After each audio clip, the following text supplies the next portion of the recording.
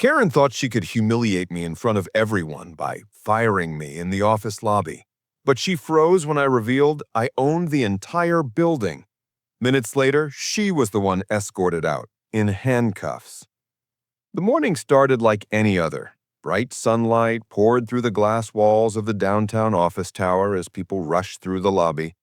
I had just finished a meeting when HOA Karen, dressed in her pastel blazer, heels clicking sharply, stormed in with that familiar smug expression.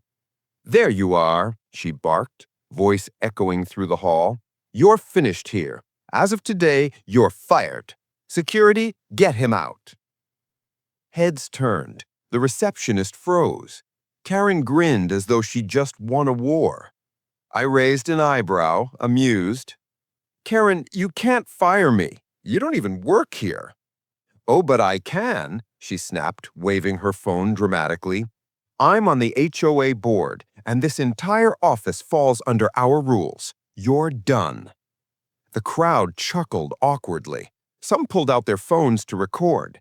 Karen puffed up, mistaking silence for fear. That's when I reached into my briefcase and pulled out a folder, the official deed to the entire building. "Actually, Karen," I said calmly, "I bought this property last month, which means the only person who can fire anyone here is me." Gasps echoed across the lobby.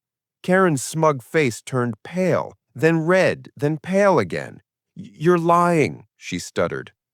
I handed the papers to the security chief, who nodded after a quick glance. "It's true. He's the owner." Karen's shriek could probably be heard down the block. She tried to order security again, but this time they ignored her. Instead, two uniformed officers, summoned earlier for her harassment record, walked in. "Ma'am, you're under arrest for trespassing and disturbing the peace." Karen's jaw dropped. "What? He's the criminal," she cried, pointing at me. The officer shook his head. "No, ma'am. You've been warned before. Today's the last straw." Handcuffs clicked around her wrists as the entire lobby erupted with murmurs, laughter, and the sound of dozens of phones recording. Karen's attempt to fire me had ended with her being escorted out of the very building I owned. As the officers led her away, I glanced at the stunned employees and smiled. Now, where were we?